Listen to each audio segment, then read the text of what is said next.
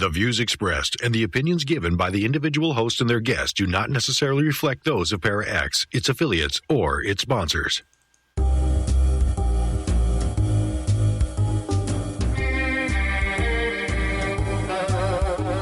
Step outside of your comfort zone.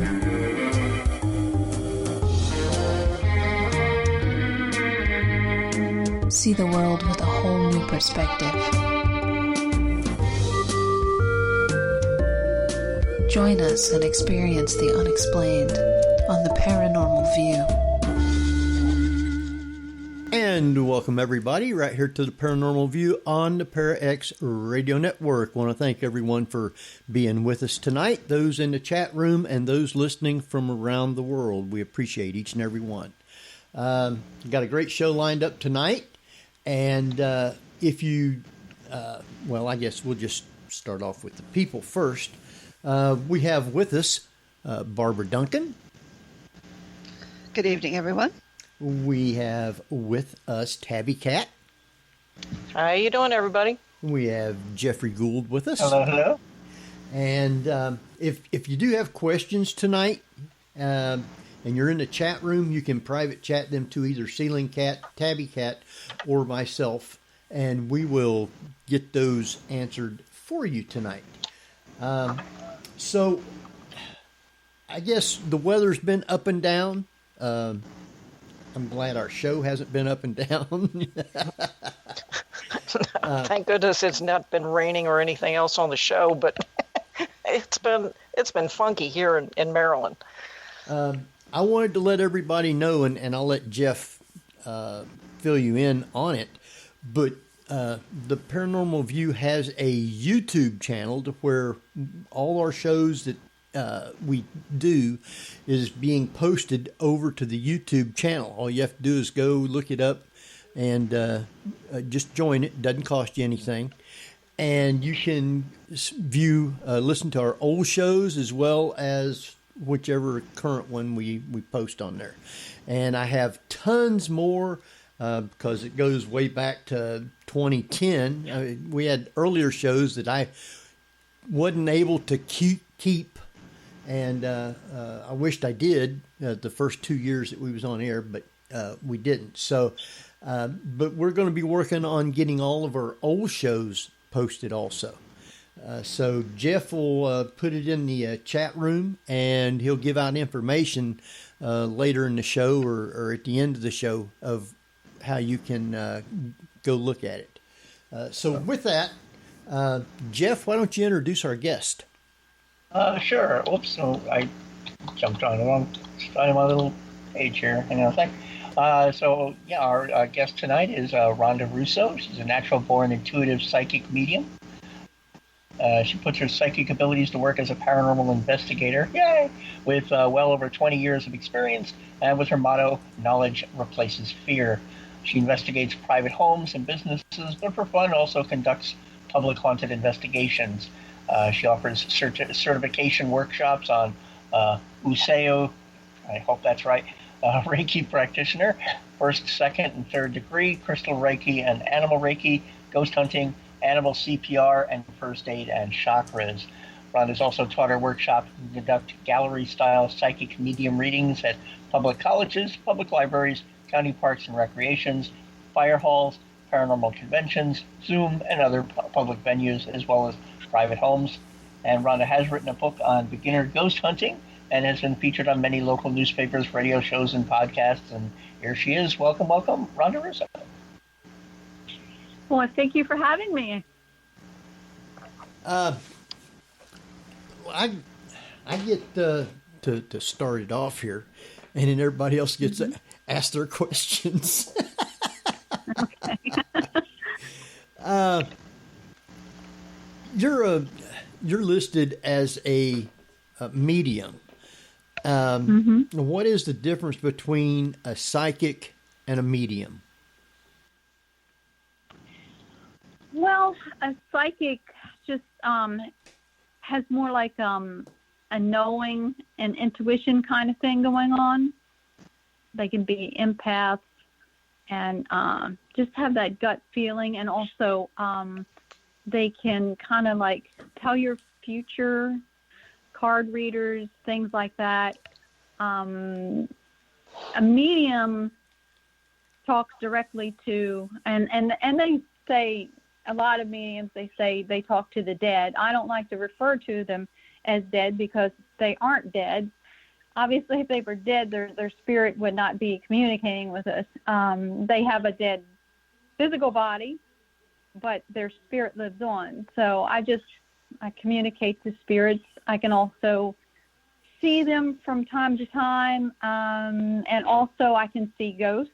I've been born seeing ghosts and things like that, and they touch me, and I can feel how somebody died. Sometimes it's just a mixed bag with me. It's every time it's different. So, but that's basically what the difference is.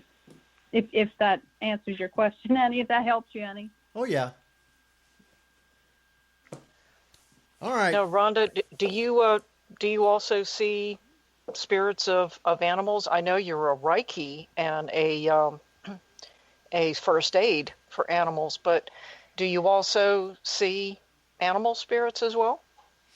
Yes, I do. A lot of people come to me for animal readings. Now, and this is a good example of how a psychic is, as opposed to medium. People will come to me for intuitive animal readings with their live animals. You know, their animal might have an issue that they're not acting completely normal. They had it checked out. Everything's physically fine. So they'll call me in to let me communicate with that animal. That is pretty much what a psychic does. Now, people also come to me to contact their past little pets, and I can communicate with them and see them. And so that is the medium part of it. So, but yes, I do. And actually, my mom's cat, I had her here. She was very sick, got sick all of a sudden, and I brought her to my house, and I was nursing her along under the supervision of the veterinarian. I was administering medication and stuff, but she didn't make it. And so that day, well, actually that evening, when she passed away, I had a dream about her, and I actually saw her going into the light.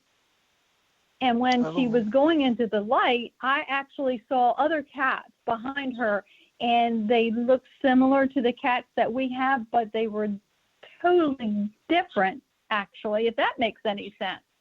They were shaped like a cat, but they were the most vibrant colors of their fur that I've ever seen.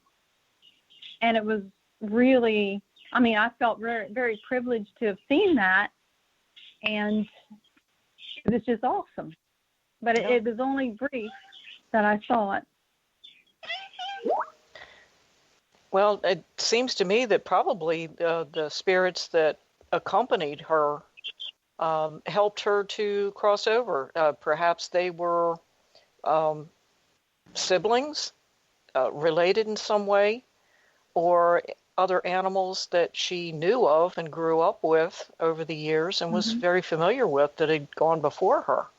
So it makes sense that animals would have the same experience that humans do, that when they pass, a lot of, even near-death experiences claim that they see their loved ones, but then are told, nope, it's not your time, go back, that sort of thing. But why couldn't animals have the same thing? I think it's definitely possible because they have souls. So why not? Yeah, I totally agree. And also our guides, because if it's your pet and you care for it and you love it, our guides will also help that animal cross as well. I never thought of it that way. Yeah. And angels, we are all born with at least one guardian angel, and it stays with us throughout our whole lives. So I would imagine that the animals would have one too. I wouldn't see why not. Yeah. But you're right. With people seeing their loved ones, my mom just recently passed away. She passed away on the 25th. And I went to see her. Finally, she was in a nursing home, and finally COVID let up just in enough time that I could actually go see her again and didn't have to have my mask on. And when I was talking to her, she kept staring up in the ceiling and we asked her, "What are you looking at?" She said, "Well, it's Mom. Mom's up there." Oh. And then a couple of weeks later, she passed away in her sleep. Yeah. That's a very comforting thought, really. It is, when you think about it, that, even in those times, there's someone that is saying, "Hey, it's okay. I'm here. I'm here for you." That's a comforting thought. My uncle, I was there when my uncle passed away, and that was actually, and this is an animal story actually as well, but just before I got there, he was almost in a coma, and he had cancer. There was no hope for him, but he woke up and he sat up with his arms stretched out and he said, "Mom." And then he laid back down. And then later on that night, now mind you, he had a dog named Storm, big dog, and the dog stayed beside his bed constantly. The only time she moved was when she needed to go to the bathroom or eat, and that was it. And then she was back right beside him. And when he took his last breath, she looked up at him, and then she turned around. Because he was in the living room, because they put the hospital bed in there so they could have more room for visitors. She turned around, walked over to the doorway to where the dining room was. She looked up towards the ceiling, and she was barking. And then his daughter's dog did the same thing, and they saw his spirit move out of his body, his soul rather. And then they went underneath the dining room table, and the dog never went back in the living room with my uncle, and his body laid there for several hours until the funeral home came to get him. Yeah. So animal eyes are, especially cats, are different than ours. They can see different dimensions than we can. And of course, dogs can hear different things than we can. Well, I can tell you my cat definitely knows when animal communicators are on the show, because she's up here on the armchair trying to talk. They're all over the place, yeah. Well, maybe she hears my bird. Could be. So do the animals communicate with you from the other side as well? And what do they tell you?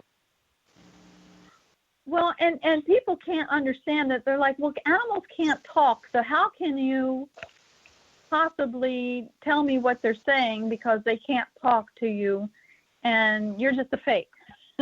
You're making it up. But what they do is they send me images, and they send me thoughts, and that's what I process. So, like, Fido could be trying to communicate with his owner, and what Fido will send me is a picture of his blue fuzzy bed and his bright red ball that he always played with. And then I'll say that, and then, oh yeah, he did have that. And then from that point on, when the sitter gets more relaxed, they get more open to receiving spirit as well.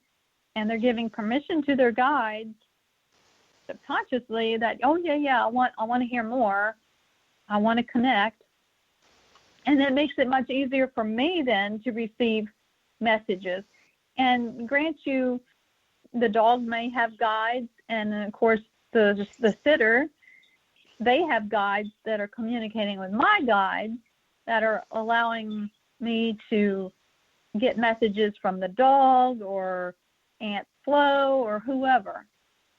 And there could be also another person there with the dog. And I'll say, well, there is a lady here, and I'll describe her. And, oh, well, that's Grandma, Well, now Grandma and Fido are together. So that's how I get the messages basically from dogs and animals.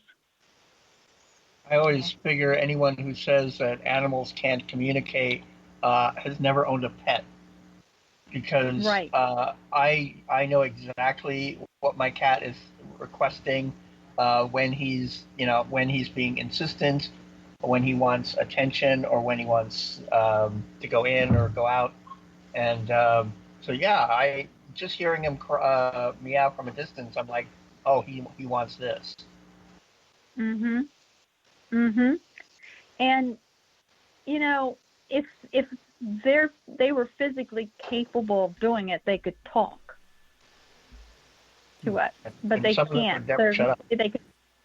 Yeah, there's no ways that they can pronounce words or things like that, but they understand what we're saying. I have a deaf cat, and she and I made up a certain sign language for us to communicate with each other.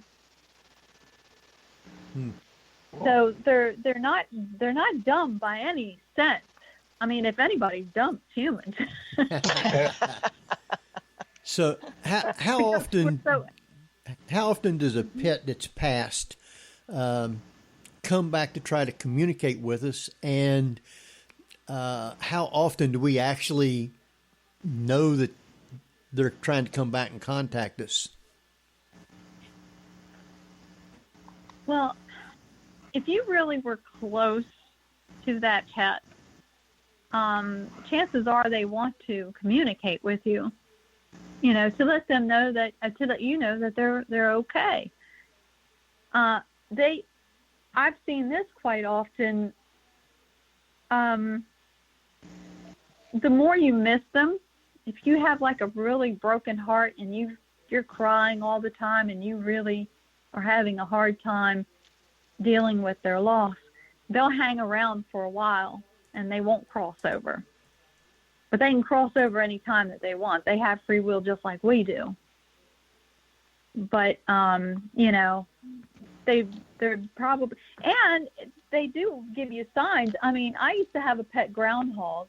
I do, or I did. I try not to anymore. I mean, I always help them, but I give them to rescuers now. But when I was a kid, I rescued a groundhog from a little tiny baby. I mean, she was just left in the middle of nowhere, didn't have her eyes open. And so I raised her, and I had her for 10 years. And when she passed away, that totally devastated me. I mean, she slept with me. I was all of 88 pounds soaking wet, and this 35-pound groundhog laid on my stomach, and her face was right at mine, and that's where she slept. And when she died, it just devastated me. But to this day, every once in a while, when I'm laying in bed, I will feel her walking up. And she had a distinct way of walking on the bed, unlike a cat. So she was, and my veterinarian called her fat, round, and low to the ground. And her name was Heidi. But she'll come back and visit me, and sometimes I'll smell her. There's so many ways that they can send you a sign. It's just that you really need to be open to receive it. Oh. Now, 2 days after my mom passed away, I lost my little bird. And he was my familiar, and we were very, very, very close. And he suddenly just got sick and died. I honestly don't know what happened to him. I gave him the correct diet and everything, but I just lost it. And I'm crying my eyes out. And I'm like, why? And I asked Mom, I said, Mom, can you please let me know that he's okay and that you have him? Please give me a sign. And I'm sitting in my dining room, and I can see my living room and my kitchen from where I'm at. And all of a sudden I saw black, like this fluttering up in the ceiling in my living room, and then it stopped, and then it went in the ceiling in my kitchen.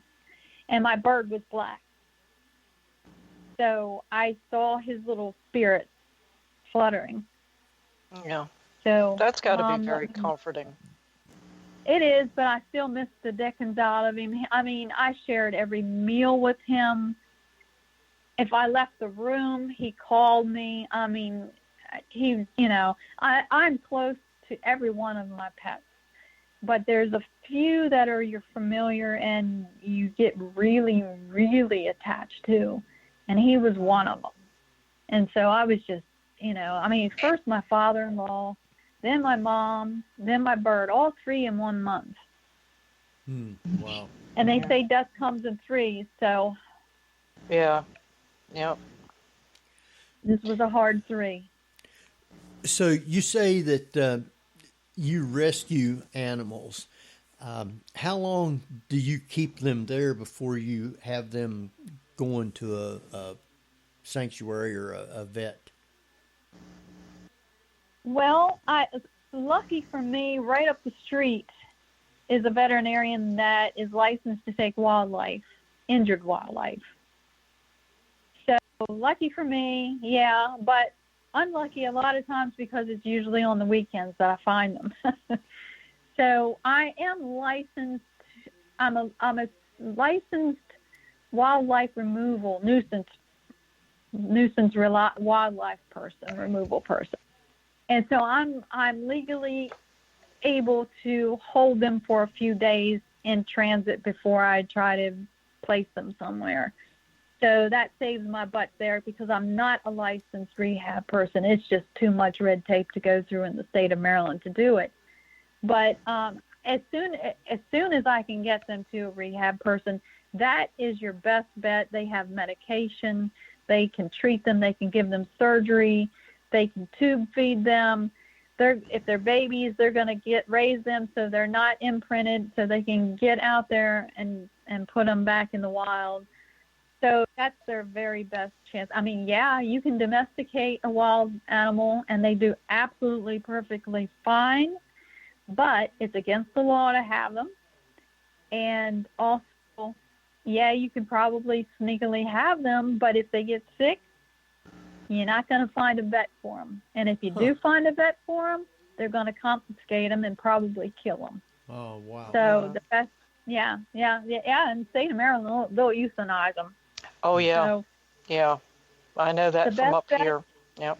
The best bet is just to get them to a rehab. I mean, do whatever you can to help them at that time safely, especially if they're a vector animal like a fox or a raccoon.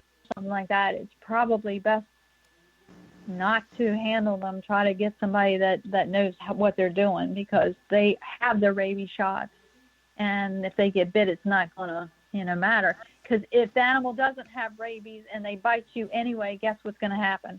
They're gonna kill that animal, cut their head off, and check them for rabies. Yeah, which is kind of foolish. They should be doing it the other way around. But no, you're right. Maryland's got some very, very strict animal laws. They really do. Yeah, I mean, they could give them the rabies vectors test. They could quarantine them, but they won't do that. They'll just kill them and whatnot and send them off.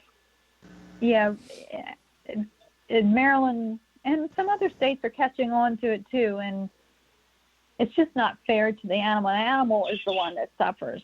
So yeah. And there's a lot of people that actually mean well.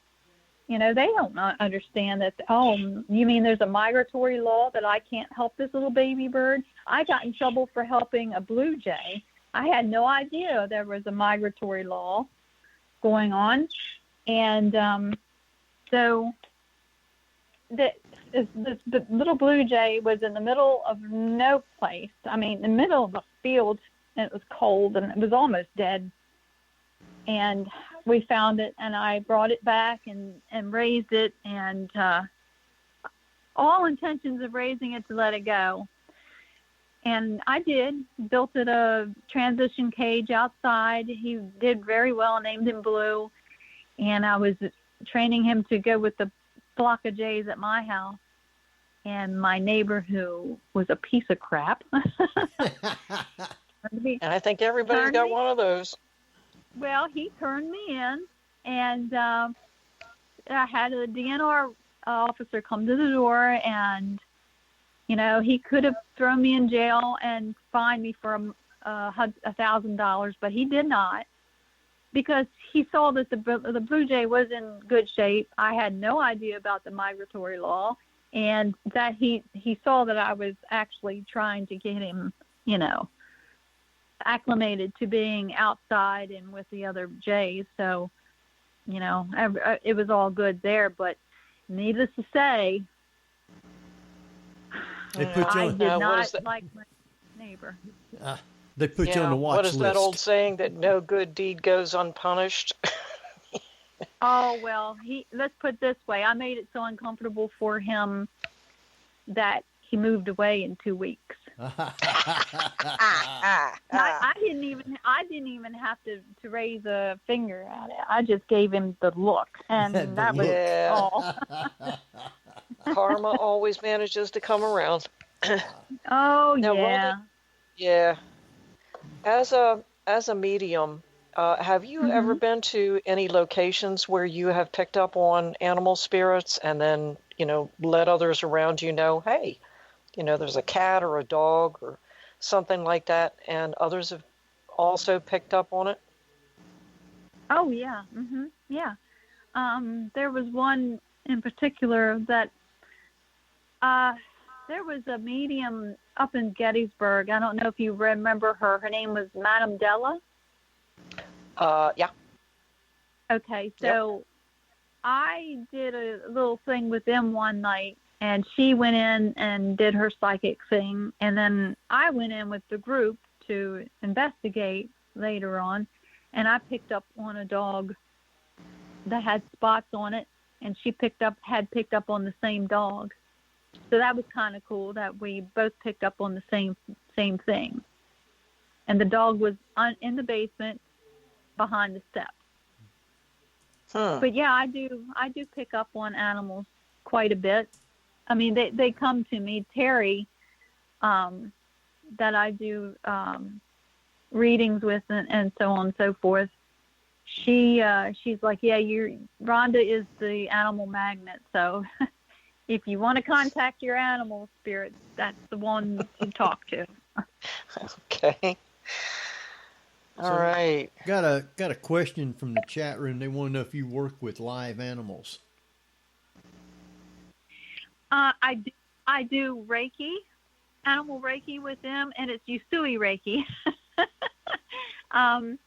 It's Japanese channeled natural spiritual healing, and I do that with the animals.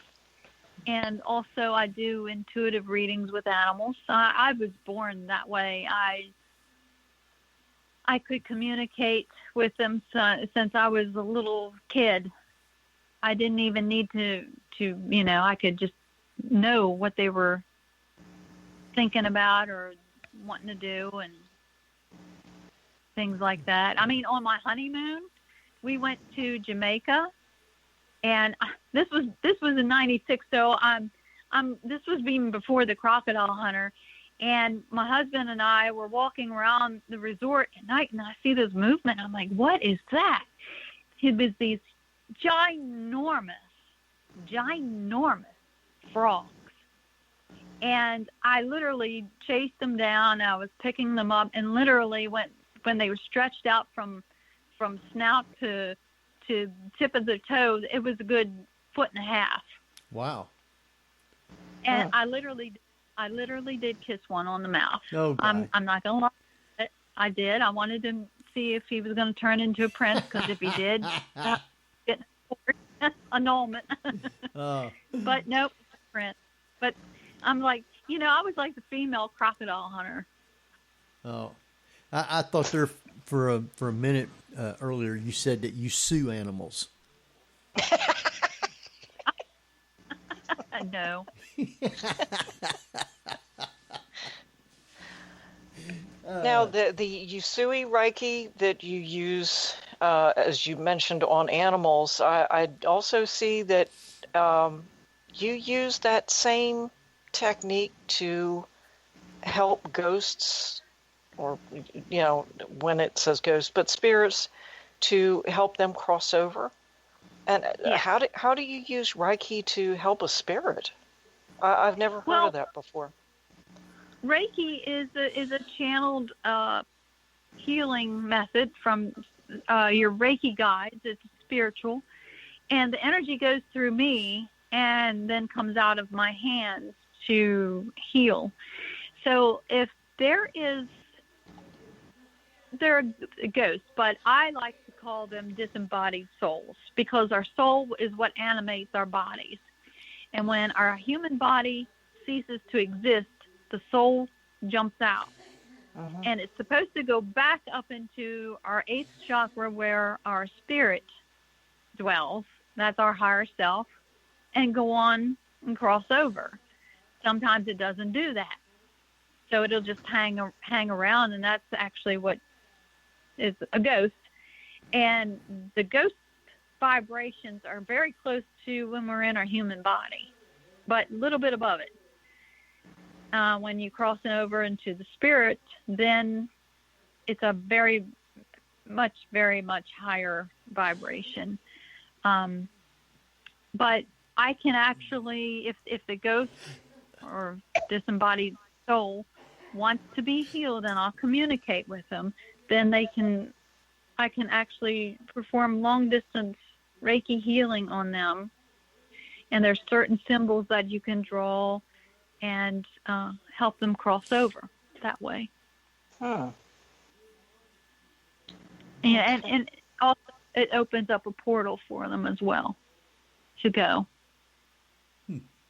Well, does animals that are still here, do they come and communicate with you? They may be sick or something like that. Do they come and get you to tell the owners that they're not well, or that it's close to time for them to go? Yeah, I can actually use Reiki on them and scan their bodies and figure out about what's going on with them physically. And you can also do this with a pendulum as well. And what the pendulum does is it picks up energy. And so you can scan the chakras with the pendulum. And if the pendulum goes in a clockwise position, or clockwise motion, then that chakra is good. But if it goes in a counterclockwise, or perhaps it's just sitting there and it shakes, or it's still, that means it could be blocked, or it's just not flowing properly, or something like that. So that's how you can tell where the animal is blocked, or it has a physical issue. Say, like, if it's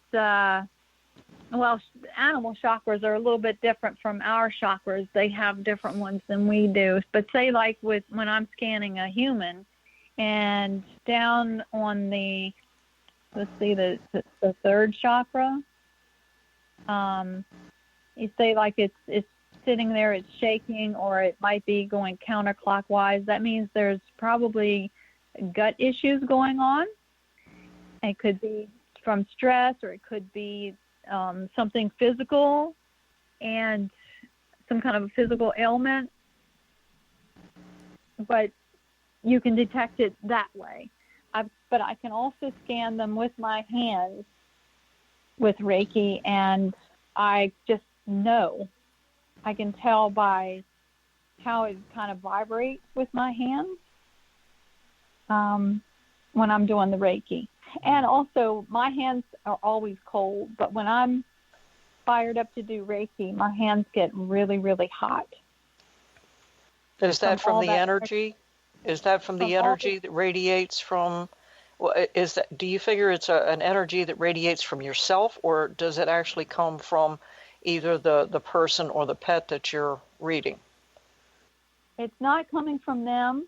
It's coming from the universal life forces, and my Reiki guides channeling it down through my chakras, through my body, and goes out in my hands. And right at the bottom of your thumb, is a chakra point, and that's pretty much where it comes out of. And people are going, oh, my goodness, you're just a nut, you know, talking about all that stuff. And truly, I didn't really 100% believe it myself either, but I had a cat, her name was Lily, and she developed oral cancer. And Lily would get bouts of mouth bleeding. It wasn't her time to go yet. She was still eating. She was not in any pain.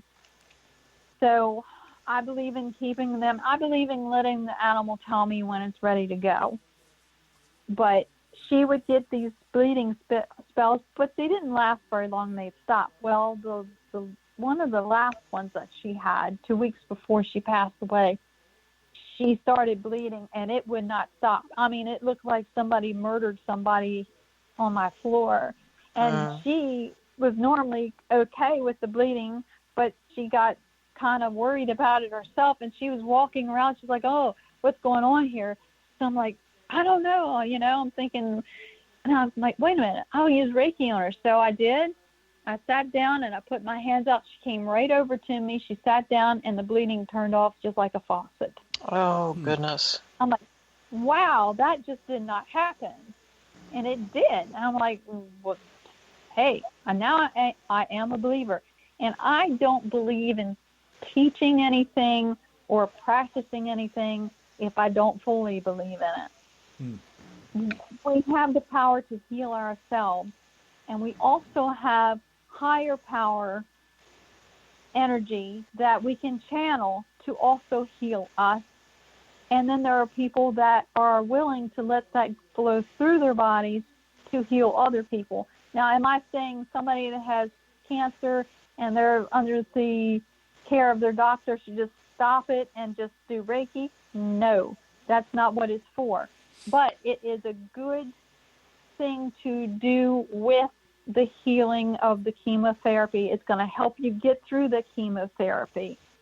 It'll help you to stay calm. And if it is your time to go, obviously it's not going to perform a miracle healing. Yes, it can prolong you to live. Say, like if your loved one is over across in Europe and you want to see him for one last time, Reiki can probably help you stay alive a little longer. But if it is your time and you are dying, it can also help you to calm down and to accept the natural dying process, if that makes any sense. Oh, it definitely does. I think no matter who you are and what your belief system is, it's all a matter of how you perceive things and how you allow yourself to look at your life. And if you come at life with a at least somewhat of a positive attitude, sometimes that's difficult to do, but if you at least give it a chance and look at it that, yeah, things can get better, things can work out, I think that applies to not only life, but I think it definitely applies to your health. And, whether it's Reiki, whether it's faith, most certainly it helps if you practice it. Well, there's faith healers and many different religions. And with Reiki, it's not a religious-based healing method. Anybody can learn it and practice it. A lot of massage people do it now, and even doctors' offices do it now. But it's non-denominational. You can, but here's the thing: I call it the universal life forces, but it's all coming from. Every one of you are tapping out of the same energy source. It's not that God or that goddess or this goddess or whatever. It is all the same energy source. Now, we can channel it in many different ways, but it's all coming from that same source. And it has a lot to do with the way you are thinking. If you are ill with a terminal illness or a serious illness, And you go, well, that's it. That's it. End of the road, and just hang up and give it up. Well, that's your choice, and that's your out. But you can also choose to live and try to help yourself. And a lot of times, miraculous healings will take place. You have to meet it halfway. Of course, sometimes it just isn't your time to live. It's your time to go, and you don't have any choice in the matter. I mean, I've come close to death several times. I'm like a cat with 9 lives, and I'm like thinking, I'm sitting here, I'm counting my lives. I'm like, okay, cat has 9 lives. How many do I have? But yeah, I mean, I've been hit by a truck going 60 miles an hour while I was in a pet store, and I was on a skiing accident. Well, I was sledding rather, and I landed right where a man died that day. Broke my pelvis. I mean, I was drowned almost a few times, so it's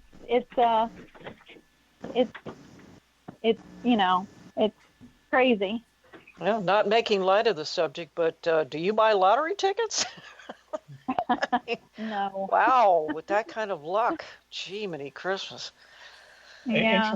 Interestingly enough, something very similar happened to my father.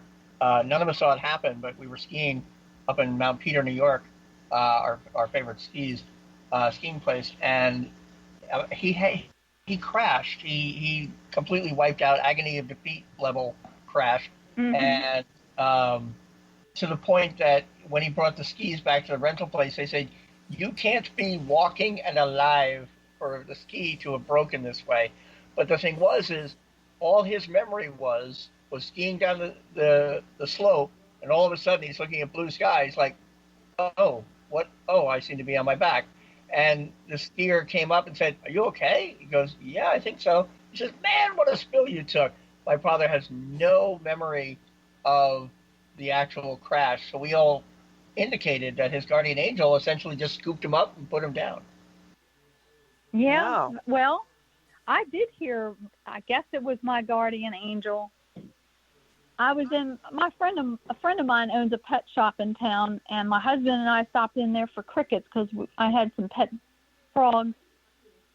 And we were in the front of the store talking to Bill, the African gray, and he would talk long sentences. I mean, he would say, "You come back here, you're funny, ha ha ha," and he'd go like that and make farting noises, and he'd go ha ha ha. And so we stayed there and talked to him for like a half hour. And the last time we took a step back, and he ran down his curved perch. And all of a sudden, I saw the window, spider webbing really slow. And I'm like, what in the world is going on with that? And then I heard this woman's voice. She said, "If you want to live, you better turn and run fast." And with that, I turned my head to the left. And then all of a sudden, it exploded. I got hit by something, and it hit me so hard, it knocked me up in the air, and I could feel my soul just go right out of my body. I mean, it was the wildest thing. And it was a truck that came in from across the highway. The man had a seizure. He hit the curb, went airborne into the pet shop. Bill the bird must have seen it. If I would have seen it, I would have grabbed Bill. But anyway, he went all the way in the pet shop with this truck and buried. The truck mirror hit my side of my face and tore my right ear half off. If I would not have turned my head when I was given the opportunity, she didn't tell me I had to. She said if I wanted to live, because I have free will. They don't. They can't tell us what to do because they don't have free will. If I wouldn't have turned my head, that mirror would have taken me all the way in the back with him. Ow. Man. Yeah, and then the tailgate hit me and knocked me 6 feet back into the shelves. Wow. So but yet it slowed down. It slowed down. I could see it slowly spiderwebbing, but yet I had a witness that worked there, and she saw the whole thing, and she said when the truck hit me, blood went up in the air, and it all happened so fast, but yet it happened very slowly for me. So, and that's just amazing how that can work. I mean, that was one of my outs. I could have died that day, but I turned my head. Wow. Sometimes all it takes is one little action changes everything. Yep. Wow. But I don't know how many more outs. I mean, lives I have. How many more chances? Yeah, I know. Now, I know you worked, or you still do, I guess, work as an investigator with the Haunted View and with Bump in the Night Investigations. Is that groups where you guys go do investigations when somebody wants something investigated, or is it where you do tours, you have a place booked or something like that, and you get people to go there? Well, the Haunted View, we used to, before COVID, our local college, Frederick Community College, we would give ghost hunting classes, because a lot of people see these ghost hunting shows and then they're like, oh, okay, let's run out and let's go to a cemetery, or let's go here, let's go there. And before you know it, they have attachments. And then they have, or the worst yet, the thing that they could ever do is get the equipment and then ask spirits in their own house, hey, is anybody here? Let me take your picture. Come on, talk to me. That's the worst thing that can happen, because then you opened up portals. Yep. And then I get called a lot because of people using Ouija boards, which I use Ouija boards. There's nothing wrong with them. You just have to know how to use them properly. But they open up portals, don't close the portals, and then you got all kinds of stuff coming in. It's party time. So I'm called for that. But I decided that it's best to go ahead and give these classes. And that's why I wrote my book. It's just a little book that I would give out to my classes, so they can have, something to look up what to do or whatnot. And it's explained in simple terms, but how to do it properly so that they don't have attachments coming home with them. Because that happened to me. I had, oh my goodness, all kinds of stuff going on in here. And then, of course, I'm a seer as well. And the things saw my light on, they followed me home. I'm like, oh my goodness, I had a terrible time trying to sleep. So my bedroom is now my sanctuary there. I mean, yes, positive spirits can come through and connect with me, but no more the other goings on. I had all kinds of stuff. Oh my goodness, my stereo went on and blew sparks out of it, and people standing at the foot of my bed, and it was just on and on. But that's why I started doing that. But we mostly do private homes and private businesses.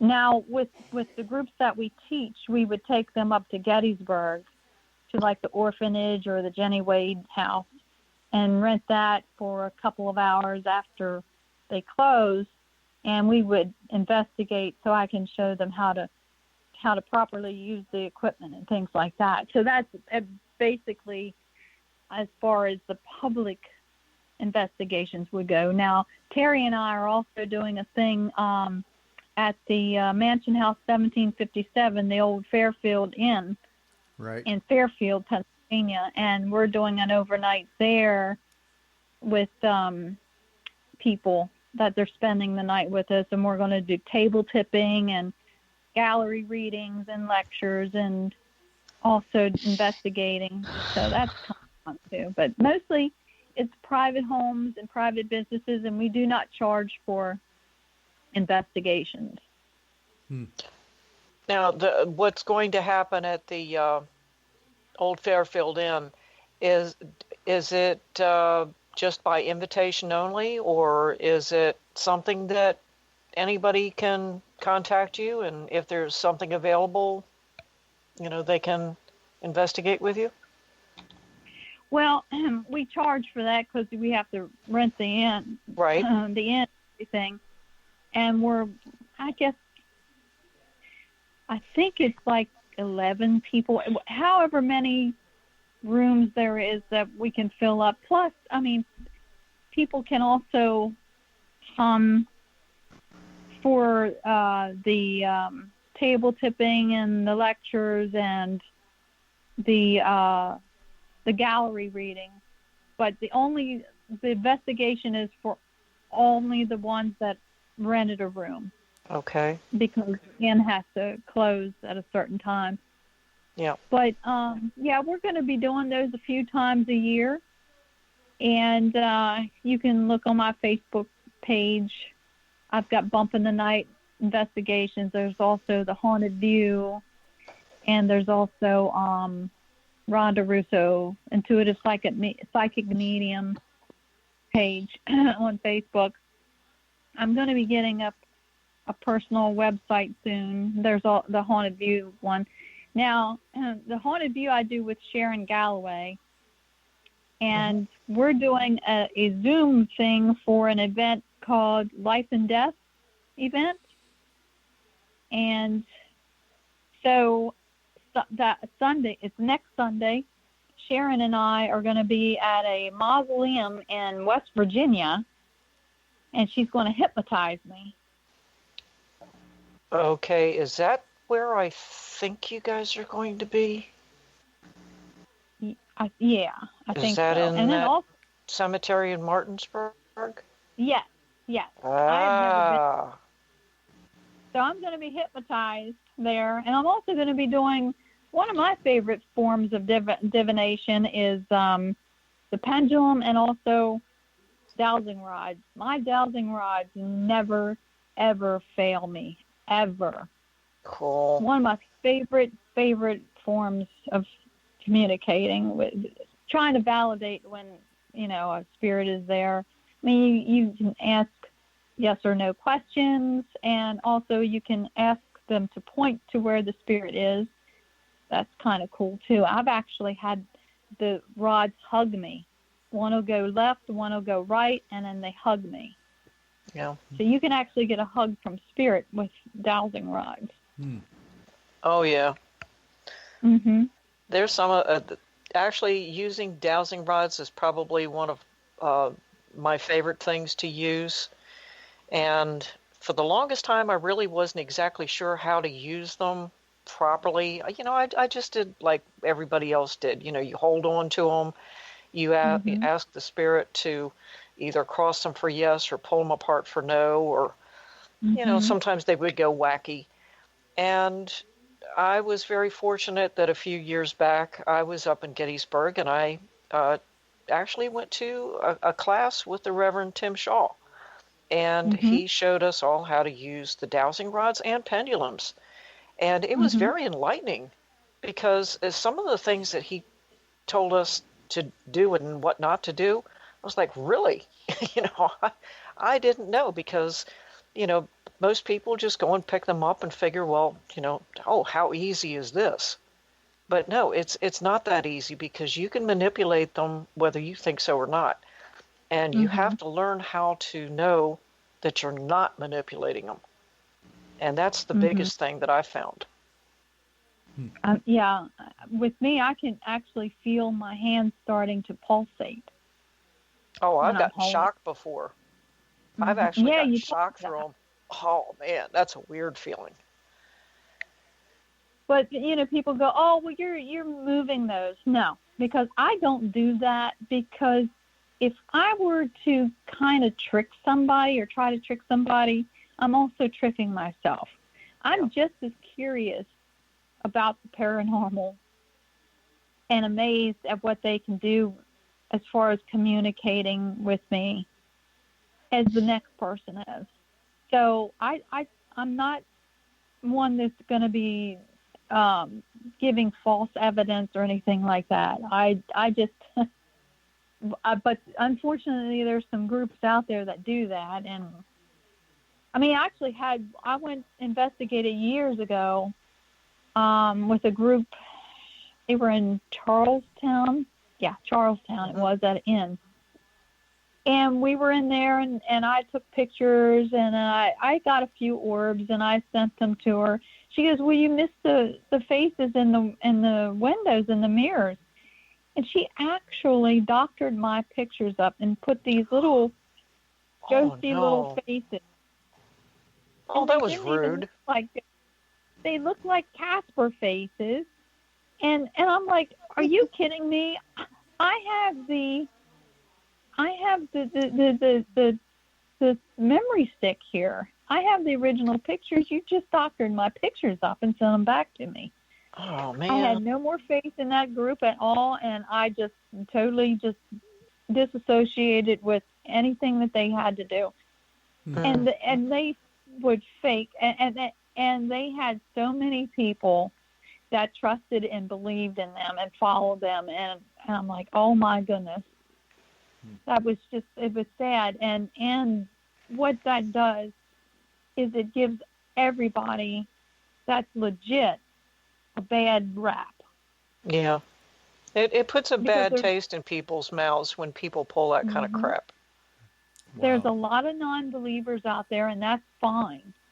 But then when they go doing that stuff, and then the non-believers catch on to that because it's very easy to catch on to it, then they go attacking people like me, like you, and others that are actually legit doing this. Wow. Yeah, it's unfortunate we have to live with that stigma. I mean, any of us, and, you know, we've definitely got some listeners, and we got people here on the show right now that actually are, you know, involved within the paranormal, that use our abilities and so forth. And, you know, we're kind of under a microscope all the time. And the slightest little thing that we might do, some people will pick at like a scab. Mm-hmm. And all we can do is just say, hey, look, you know, I'm sorry. If you don't believe, that's your prerogative, that's your right. But, you know, and all we can do is, you know, be as true to ourselves as we possibly can. Yeah. And especially when you're a medium on top of that, or you're sensitive, and then there's always somebody out there that will call you down. Mm-hmm. All right, well, if you're such a medium, then, okay, what number am I thinking about? I'm a medium, not a mind reader. You know?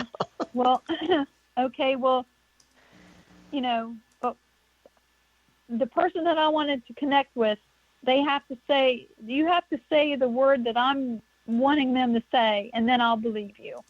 Well, they're so uptight about not really believing you that they're not giving their guides permission to relay any message. And why would they? I mean, you know, you're closed-minded. Your energy is all wrong. It's just as important for the sitter to have their vibes at a relaxed pace and open, and as it is for me to have, you know, mine going at the rate that it's good for spirit to come through. It makes it so much more easier. But if you're dead set on that one word, I mean, chances are, yeah, it could happen, but chances are, no, it's not going to happen, because it's just, everything is just so uptight and everything. I mean, that person might not come through. Exactly. You know, you can have a spirit guide come through. You could have an angel come through. You could have a great grandfather come through, or you could have the loved one that you really want to come through. But you just have to be open and ready to receive whatever message is from whoever you get. I have no control over that. my job is to, okay, I'm open, bring anybody through. And I just see, it's like playing charades. I mean, I might see visions. I might see a person. A lot of times when I'm giving a Zoom reading or even a phone reading, I'll see a shadow figure go past me. And the last Zoom that I had, I mean, you can see yourself on the screen, and I saw an orb go right behind my head. It was a big one, too. So, anything can happen. I have no control over that, really. I just relay the messages. I'm just the messenger. Don't shoot the messenger. All right. We are about halfway now. So what we're going to do is take about a 5-6 minute break. And when we come back, we got lots more questions, and we'll be talking some more with Rhonda. So just remember your mics are live, so just don't say anything or mute it until we come back on. And until then, see who's taking us out. Pretty much me as always. No, that's good then. Well, you're listening to the Paranormal View on power-x.com with your hosts Henry Foister, Ceiling Cat Barbara Duncan, Tabby Cat Gash, and myself, Jeffrey Gould, with tonight's guest psychic medium Rhonda Russo. So stay tuned for more of the Paranormal View after the break. Para-X Radio, programming for the open mind. And welcome back, everybody, right here to the Paranormal View on the Para-X Radio Network. I want to thank everyone for being with us tonight, those here in the chat room and those listening from around the world. We have with us tonight Barbara Duncan. Hello, everyone. And speaking from around the world, where do we have guests at tonight? All over the United States, across the pond, in the United Kingdom, Ireland, and Canada. All right. Well, welcome, everybody, and I hope you enjoyed the show tonight. And we have with us Tabby Cat Gash. How you doing, everybody? And Jeffrey Gould. Hello. And our guest, Rhonda Russo. Hello. All right. I want to welcome you back and let everybody know that if you do have questions tonight, you can take and send them to either H. Foister, Ceiling Cat, or Tabby Cat, and we will get those answered for you. Whenever you do a show like this, does a spirit ever come to you with a message and say, hey, I want to say something to so-and-so or something? Well, it's funny that you should say that, because during the break I had time to sit here and just be. And I got a vision of a man, and he's driving like a white motorboat. It's a rather wide one. And he's in a rather big lake, and he's going towards the sunset, and he's waving. And I think that his name is Bill, but it could be Bill, Phil, Will, something like that.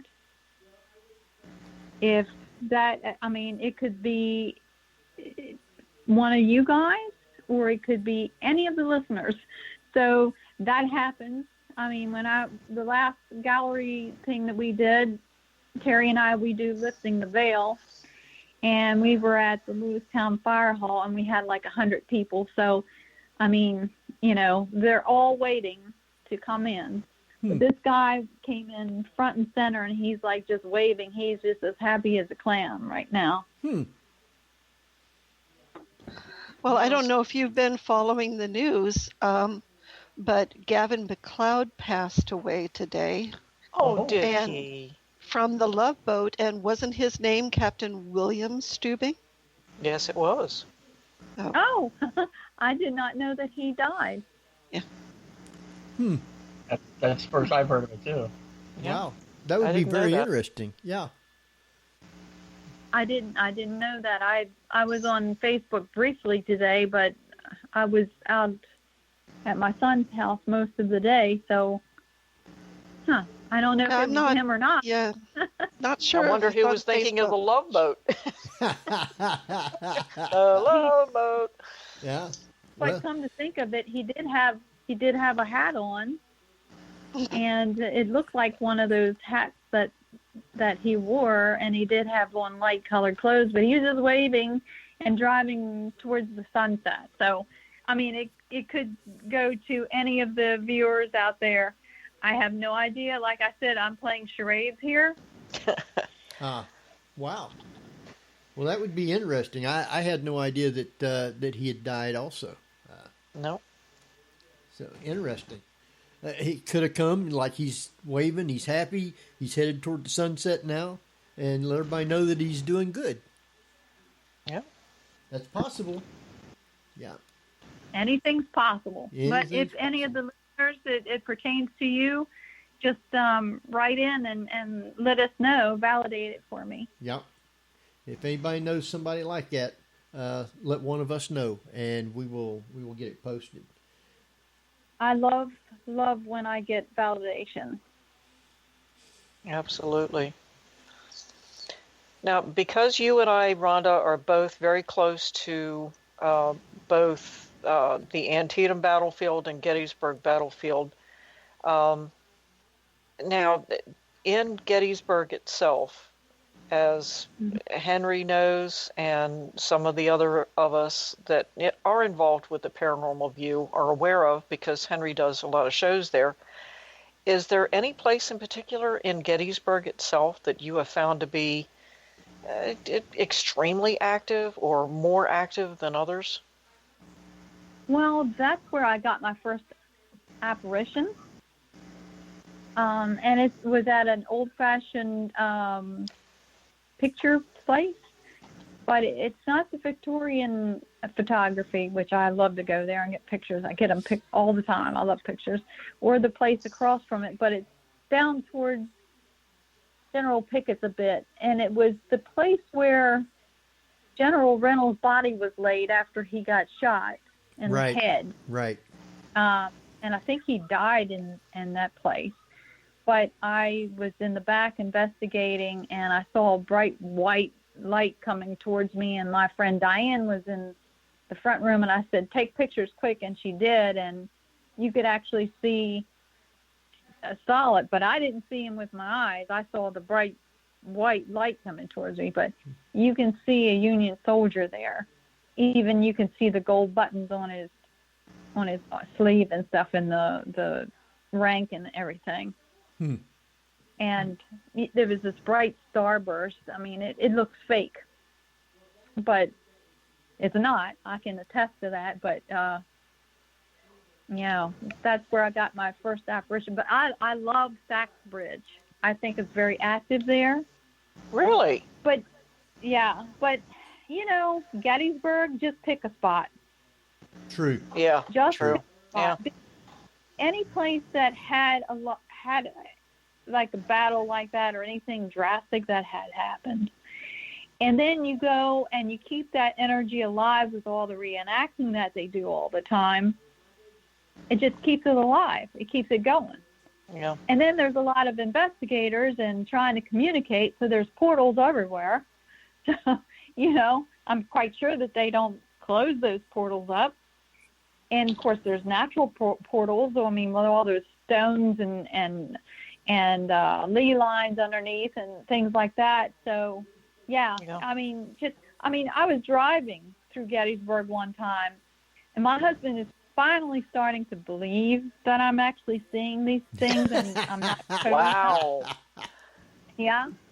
And so we're driving along, and, of course, I'm always on the lookout, especially at nighttime, for animals to run out in front of me, because I break for animals. I'm sorry, I do. I break for animals. Yeah, I've done the same thing. My God, Gettysburg, especially at certain times, the deer are just incredible up there. You have to be very careful, especially around dusk.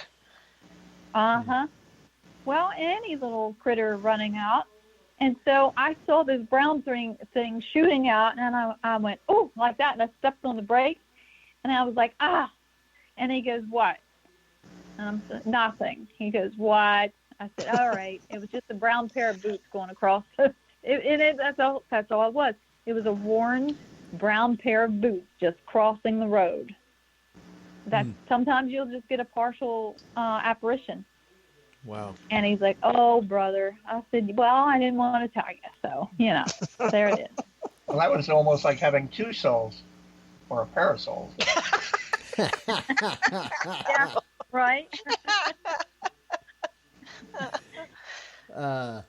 So do you know Craig Rupp in Gettysburg? Have you heard of him? I don't recall the name, but might know the face if I saw him. Okay. Well, How could you not know Craig Rupp if you investigate in Gettysburg? Yeah. We're good friends with Craig, and we go anytime we go there, he's with us. He can tell you all kinds of different places and where the battles were and everything about Gettysburg. Real interesting. Do you ever? And he takes fantastic photography Yes. In the battlefield. Yes. Get on Facebook and look up Craig Rupp. Yeah. And on Okay. Instagram. His photos are on Instagram. They're fantastic. Craig Rupp, you said? Yeah. Yeah, R-U-P-P. Yeah, like the Rupp House there in Gettysburg, R-U-P-P. Yeah. The name is familiar now, and I am familiar with some of his pictures. Yeah. He does take very You've nice probably pictures. seen them from my Facebook page because I'm always sharing them or something. Just He's taken incredible. some beautiful sunset pictures. Oh, yes. stuff. And sunrise. Yeah. Yeah. He does that. Yeah. Yeah. Let's see. How about the ice cream place, Mr. G's? Have you been there? Not Mr. G's, but I can't remember the name of the ice cream shop, but it's right across from it's on Baltimore Street, right across from the hard cider place. She makes all of her own ice cream. Yes. She has a black walnut ice cream to die for. Mr. G's does the same thing, and his ice cream place there is an old home, and it was there during the battle and still has bullet holes in it. Oh, cool. It is haunted. Yep. A lot of the times when we go there, we broadcast our show live from upstairs. He has us come in and we go upstairs and broadcast from there. And we talk about the ghosts that people have seen in that place. Mm-hmm. So, very interesting. Have you been It to sounds Have you been to the David Stewart farm? Yeah. Very interesting there. Yeah, it's pretty active there. I've actually went through the battlefields on horseback too. That was pretty interesting. Really? Cool. Yeah, that's yeah. And they have some evening trips too on horseback through there, and that makes for some nice pictures as well. Well, they had 2 rooms there that you can rent, 2 different bedrooms Mm-hmm. upstairs. We did a broadcast a show from there one time, and me and one other one had rooms there, and we spent the night there. Of course, I didn't have anything bother me. Luckily. Which was I'm good. really surprised. I want it. I want it to happen. I don't see or feel things very much.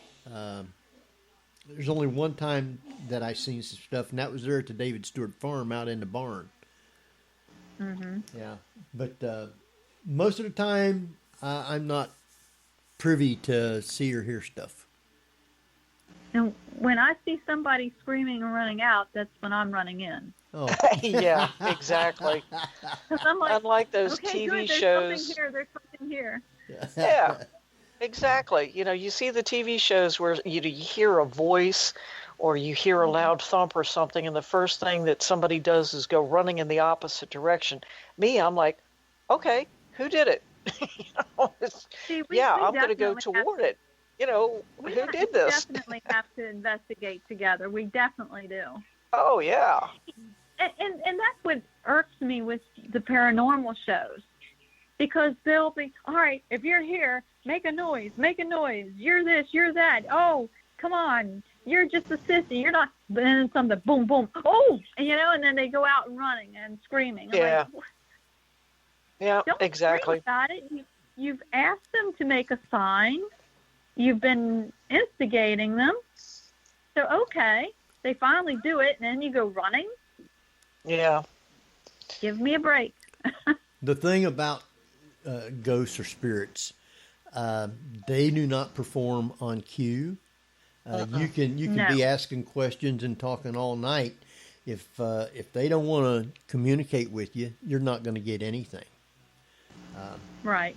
I get a lot of EVPs that I never hear until I go back and listen to the recorder. And I'm surprised because, usually I'm already done with the investigation, and, I get something that I wished I would have known. I could have been trying to communicate more with it. But like I say, I don't feel or hear anything, but I do get all kinds of EVPs, which I like, because that lets me know. I love EVP. Mm-hmm. Yeah. Well, I wonder why that is. Rhonda, could you maybe give an opinion on this? Why is it that some people, even though now Henry is sensitive to the spirits, he can kind of at least sense that there's something there. Even though you don't really see anything, Henry, you can sense that there's something that might be going on in a location. Yes. Because I've been around you and you're like, oh man, this place feels weird, or, something's going on here. But, Rhonda, is there any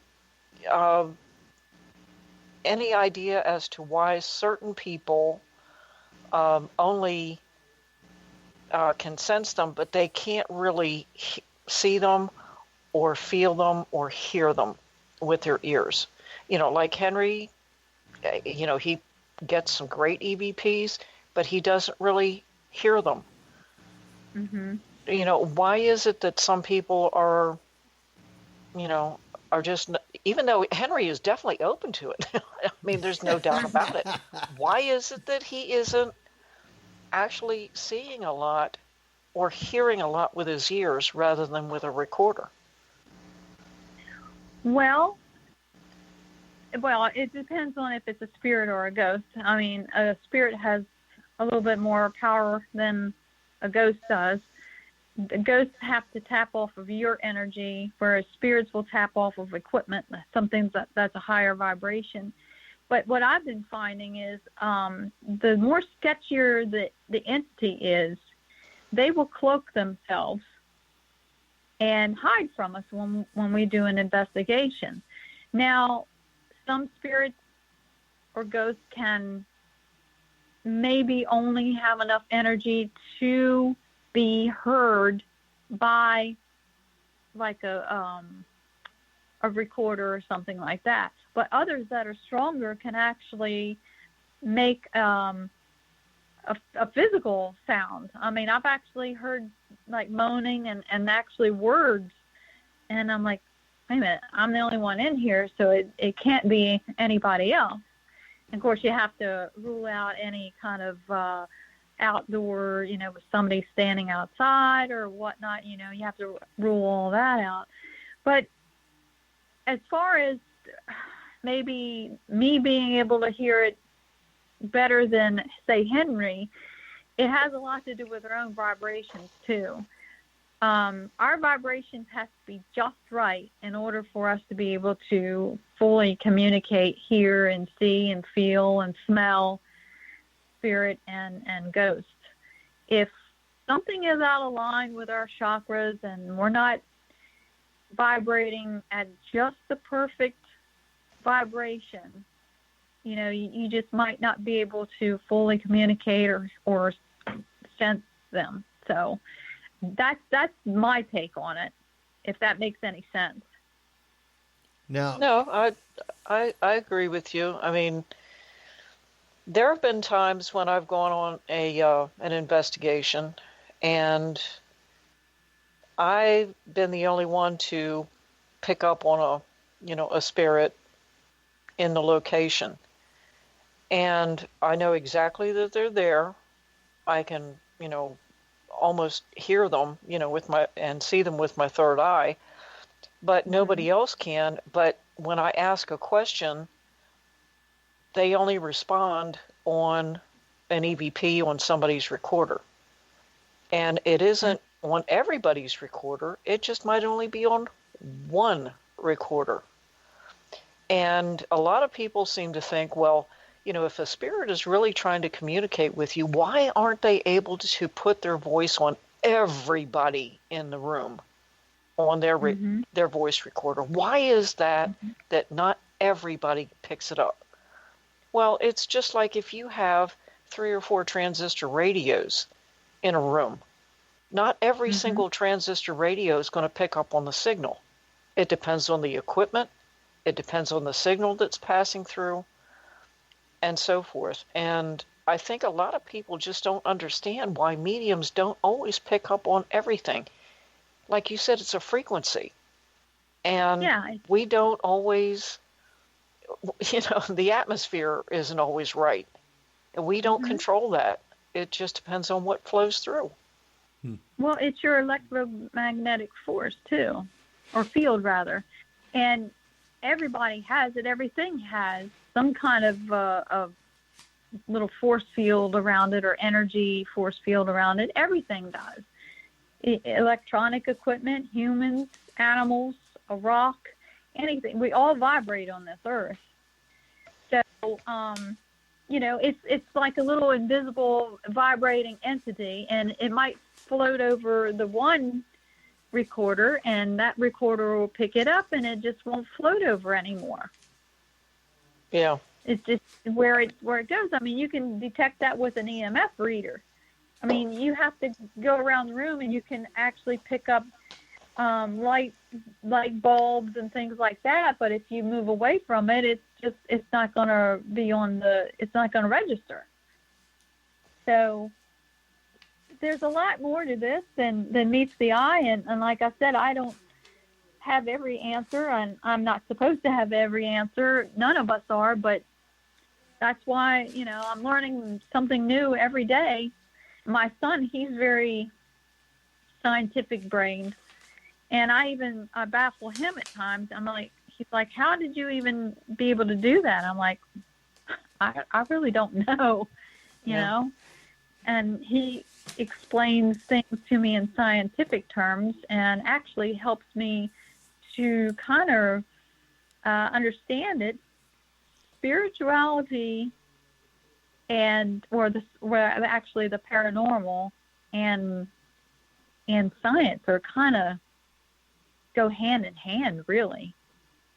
I mean, Einstein himself said that he would have rather studied psychics than being physics, because it really fascinated him. I mean, Thomas Edison, it fascinated him. It fascinated Tesla. Yeah. So, I mean, if it fascinates those smart people, there must be something there. I know one time we were at the Antietam battlefield at that medical place. I forget what the name of it is. The Pry House. The Pry House. And everybody that was with us, was the only people there, was upstairs in this one room. And they decided to do EVP session in that room. So they asked a question, and everything was quiet. Kat and I was standing in the doorway of the hall, and all of a sudden I'm hearing people talking downstairs.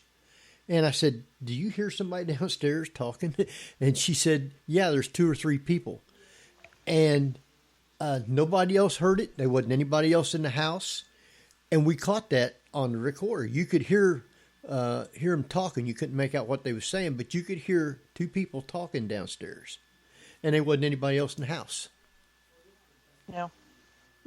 Mm-hmm. So that's stuff like that's about the only time that I've actually heard things. And it's so Yeah, amazing when you do hear that stuff. Uh-huh. Oh yeah, it's great. I mean, I don't always hear a lot with my ears, but because Henry and I were the only two that were, not everybody could fit in that room, so it was like Henry and I were kind of pushed out because we couldn't fit into that other room. So we're just standing in that hallway right next to the staircase, and it was just the look on his face when I realized, oh, heck, he's hearing it too. And he said, do you hear that? I'm like, yeah. So I walked over and I looked down over the staircase, and I could hear it all the way downstairs. And as it turned out, another person that was on the investigation had put a stationary camera in the hallway looking down from the front door down the hallway. And I'll be darned if his camera didn't pick it up. You know, he told us that after he reviewed it. He picked up the voices too. And so that's validation, as you said. That's a validation right there. You know, Henry and I were not hearing things and, you know, not able to explain it. It was actually picked up on a stationary camera. Yep. And that's you know, that's where that ghost hunting equipment comes in really handy. And when it catches something like that and you actually have a personal experience with it, that is just the double whammy right there. Yep. Yeah. You know, I've been getting a lot of emails and things from and messages from professional people lately, especially first responders, nurses, and firefighters, EMTs, and they have issues going on in their houses, and they obviously then contact me. But what's happening is a lot of these, when somebody dies, like in the ER or hospital, or especially at like a accident site or something like that, they're attaching to these first responders because they see them as a rescuer, and they don't come to terms or don't want to accept that they're dead, they're physically dead, and they hang on to them in hopes that they're going to be seen and they're going to be heard and they're going to be helped. And we've actually seen a lot of that lately, and I think also with the COVID going on there, a lot of people have died this past year. And so don't be surprised if, you see that with anybody that comes in contact with you, reaching out for help, because they have been. I mean, Terry and I are busy and sharing with that a lot now.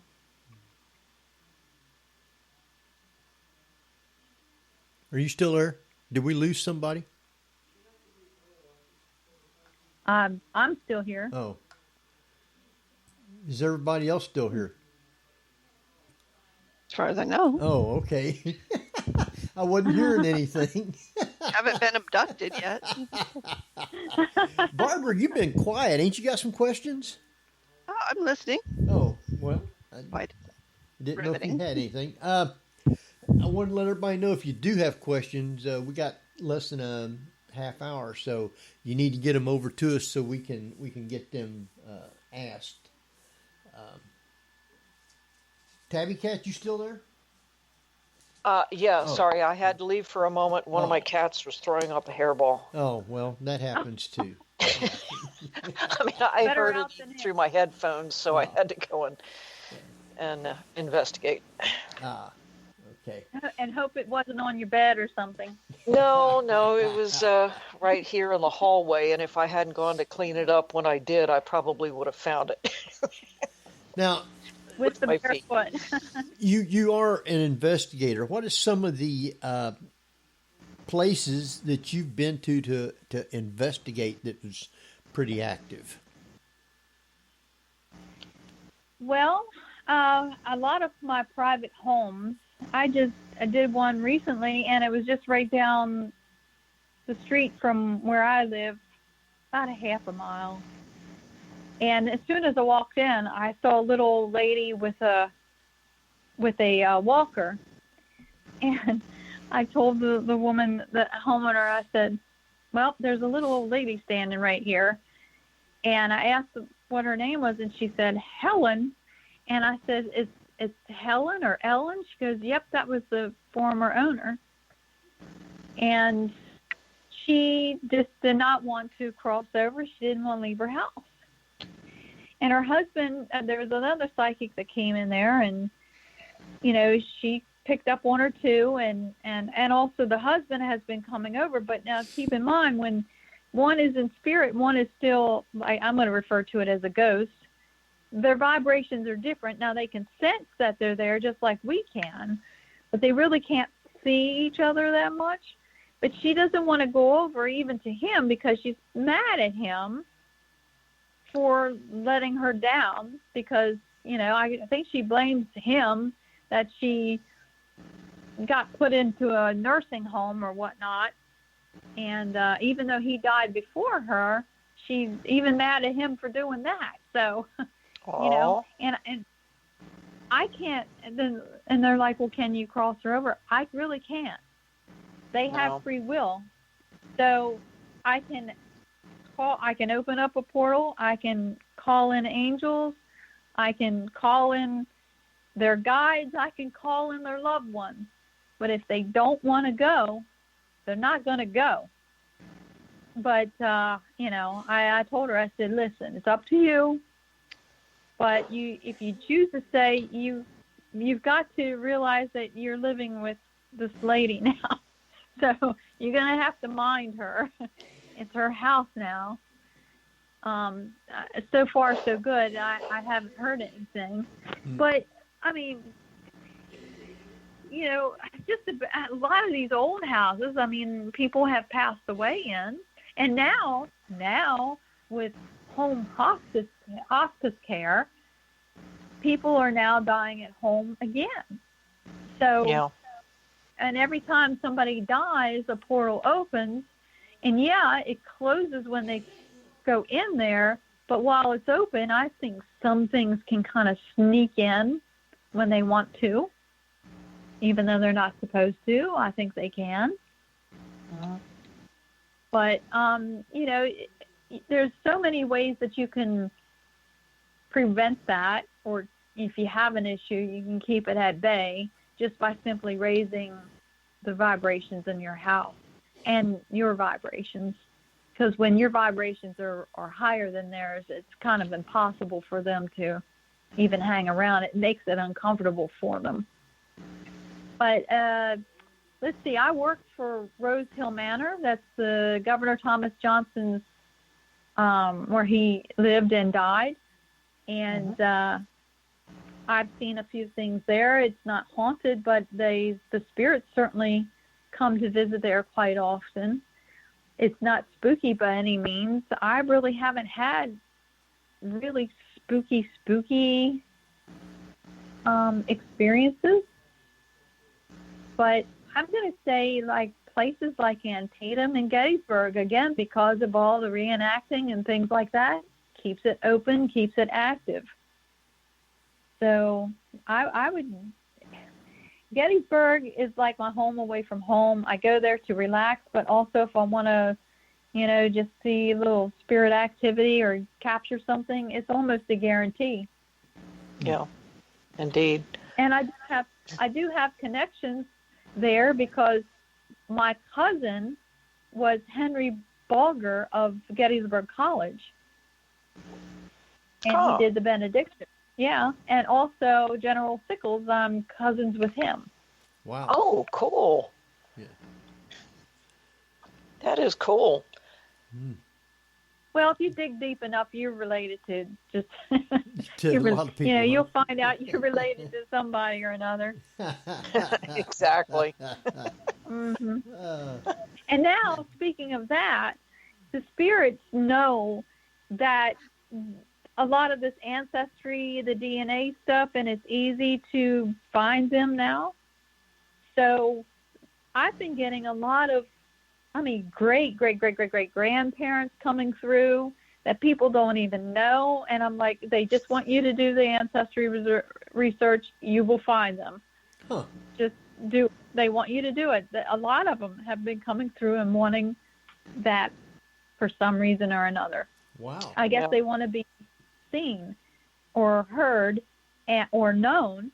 And also, I'm a firm believer that one of the relatives, our distant relatives, we actually lived through with a past life.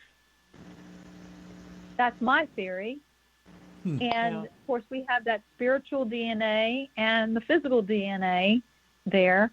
So if you did past life regression, which I'm going to be hypnotized Sunday, that Sharon's going to do that.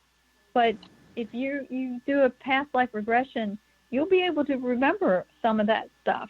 Wow. It's really pretty wild. I've had it done before, and it's really neat. It really is. Yeah.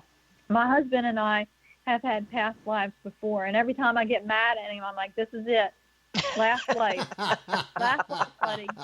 No more. We're done. Like the 9 lives. It's the 9 lives of marriage. We We're are so done. Stick me with a fork. So how many years have you been into being able to see and communicate with spirits? I've seen them all my life. I can actually remember as far back as when I was a baby. Not vividly, but I can remember some things. And one of the things that I can remember is laying on the bed or laying down, and I can remember seeing dark things on the ceiling. And they were like shadow things. And then when I got older, my grandmother, Frederick is an old town, and she lived in town, and we would take walks, and I would see people that were dressed far differently from anybody else. And I thought that everybody else could see them, but then I realized nobody else could see them. It was just me, and they were dressed Victorian-like. And also, I could smell things. I'd be walking along, I would smell cigars, I'd smell pipes, I'd smell sickening things, I'd smell, different things. And just popped in my mind about the ancestry research. I've been doing that for like some 25 years. So there's a really old building downtown. It's Historical Society, and in the basement they have research where you can do your ancestry. So I was down there with just me and this little old lady, right? It's a big building. And so I was doing my research, and all of a sudden she just like disappeared. I don't know where she went to. But I heard all these kids running through the building. I'm like, and they were screaming and running and going down the stairs. I'm like, my golly. So I walked up the steps to go see. Nothing. Absolutely nothing. I'm like, where did those kids go? I looked out the front door. Nothing. Back door. Nothing. That lady is still not around. I couldn't find her. So I just went downstairs and continued on. Well, a couple of years after that, I did the Walking Ghost Tour of Frederick, which is very cool, by the way. Very cool. It's a historical dark side of Frederick. You'll find out some things.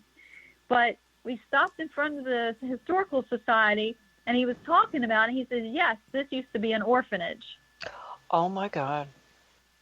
And then, not only that, a little bit later, I go to, because my great-grandmother died of the flu in 1918.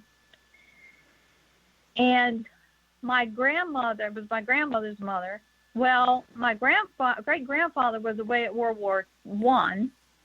And so my grandmother was given to some people at a farm. Her brother was adopted by, or the grandparents took him. And then my grandmother's 2 younger sisters was put in that orphanage. Goodness. So Wow. they were probably going, hey, we were here. Yeah. So they were trying to draw your attention, and you didn't have any idea what the connection was until, later. I mean, that's chilling. It's cool and it's chilling at the same time. Well, and here's the thing. The man that was given the tour, he said, yeah, in a certain time of the day, and I forgot what he said, it's like 1 o'clock or something like that. It was right around the time that I heard the kids, the milkman would come and deliver. And they got excited for that. And they would run down the stairs to greet him. So, I'm like, wow, that's something else. So, but see there, though, I mean, they can give you signs. You just have to be open enough to receive it and figure it out. It's like playing charades. Wow. It really is, yeah. The orphanage up in Gettysburg is pretty active. I had an experience there. I was in the dungeon by myself. Ooh. And I had my video recorder on. I had my still camera in my lap, and also was taking some pictures. But I turned the light off, and I had my husband guard the door. I said, don't let anybody near here. I don't want any contamination. So I'm in there, and I'm trying to communicate, and there were orbs, but then again, it was dusty in there, but I was very still. And all of a sudden, I'm recording. My recorder shuts off. My still camera in my lap starts going on and off. And the light that's inside the dungeon came on really dim and then as bright as the sun. And then really dim again, and then bright again. And I said, Joe, is anybody near that light? And he's like, no, nobody's here. I didn't get to film any of that, but it was a personal experience. But, yeah, the kids were playing with me in there. And maybe they saw me as a threat. I don't know, because it was a woman, that tortured those kids. And in the dungeon is shackles where they would shackle those little kids. Right. Yeah. Yeah, that is one place that I've been to only once, and I honestly could not even allow myself to open up. I couldn't. I just got so overwhelmed that even during the tour, I literally had to put a huge bubble around myself. I couldn't allow myself to open up. Couldn't do it. Wow. Yeah, well, I did allow it. And the beginning, of course, you have to have somebody that works there to open it up for you, and then they hang out across the street until you're done. So they were telling a little bit about the orphanage. I had never been at the orphanage at all. So we were standing there. All of a sudden, I saw a dark silhouette shadow figure of a woman in a hoop skirt go in the wall. And I told her, I said, well, wait a minute. I just saw this woman go in that wall. She said, oh, well, that actually used to be the front of the building where they would enter and exit. So we walked in there, and then they have pictures on this wall, and the lady, it looked just like this one lady's picture on the wall, but she was actually the nice lady that worked there. But that was right off the get-go. I'm like, oh boy, this is going to be interesting tonight. Oh, wow. But I would recommend it. I mean, they will allow you to rent it after hours for a couple of hours, and they'll let you in there. But they do have people living in apartments up above. So sometimes if they flush the toilet or something like that, you can get some contamination that way. with your evidence or whatever. But it's very cool, though. I like it. And then we actually then went to the Jenny Wade house, and we got to spend some time in there alone. But that wasn't very active. I mean, a little bit in the basement, but not much. Wow. I know we were asked to come in to investigate the Preble County Historical Society, and they had never let anybody go in there.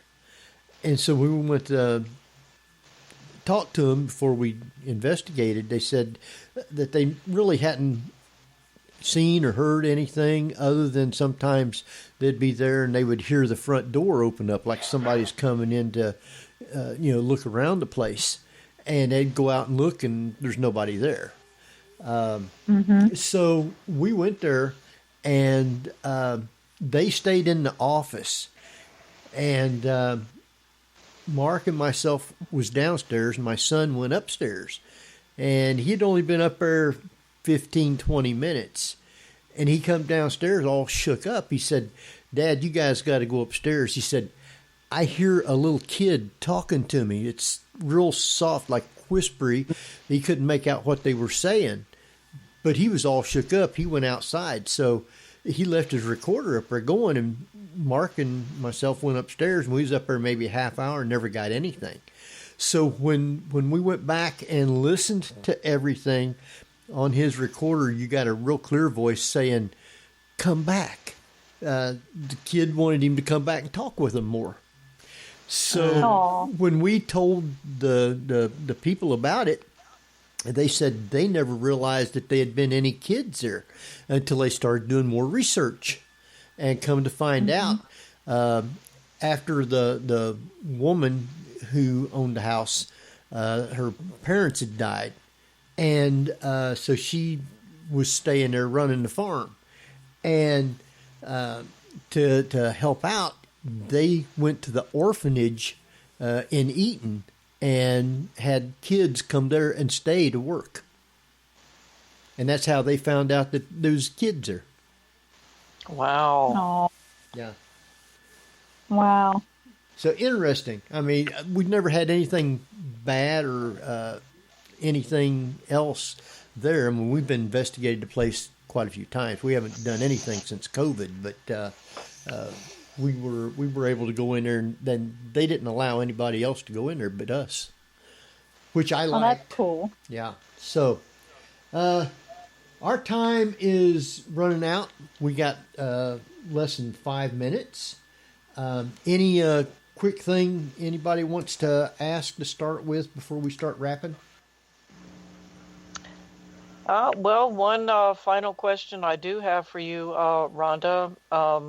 When it comes to doing either readings or Reiki, is there anything in particular that you would suggest for the people that contact you? I mean, what kind of frame of mind or questions should they have for you before you do this? Before I do a reading or Reiki? Either one. Just to take the classes, or for me to be a practitioner or something? For you to be a practitioner. Okay. Well, for Reiki, I mean, people usually have some sort of a health issue, or maybe a spiritual or emotional issues. It helps with a lot of that. Just or even with a psychic question or a mediumship, you want to connect with somebody, just try to work on your vibrations and be open. It helps me out a lot because it helps with the energy on my end and your end. I always tell people, go on YouTube, look up guided chakra balancing meditations and do them every week. And I also take a lot of strong Epsom salt baths that helps with cleansing and for balancing out your energy. But it's very important for you to have your chakra, it's your energy, your spiritual energy flowing through. And it's attached to your physical body. I mean, a plug has has current going through it, but you can't see it for the plug, for the plastic or whatever it is, the rubber or whatever is on the outside of the plug. So that's our bodies, and inside we have that current going, but if, it's interrupted or cut somewhere, it's not going to flow very safely or very efficiently. So it's important that you get that flowing good. And also it will protect you from any kind of negative entity or anything like that, especially if you're doing ghost hunting or any kind of paranormal work. You must keep your energy, your vibrations up, and your chakras clear and running good. Great. All right. I want to thank you for being with us tonight. We want you to stay on till after we're off, and we'll talk with you for a minute. Let's see. I guess, Kat? Yep. Do you know who our guest is next week? Oh, most certainly. We've got Mac Maloney, and he is a best-selling author of some absolutely fantastic books, including the UFO and Haunted Universe. Yes, the Haunted Universe, Military X-Files, and a number of other things, and it should be absolutely incredible. Yes, and I got the book today, so Haunted Universe. Excellent book. Yep. So I'll have to pick up a copy myself. It's very interesting.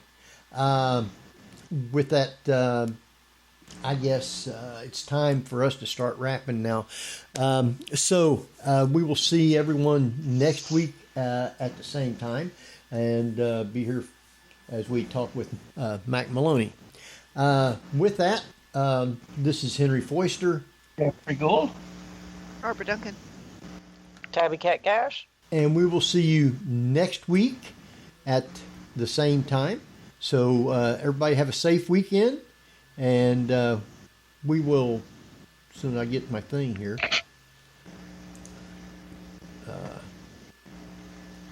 Not that. Good old Henry. Yeah. All right. Good night, everybody. Night all. Good night.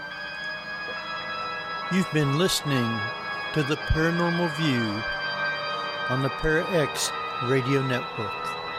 Join us again next week at the same time for more of the Paranormal View.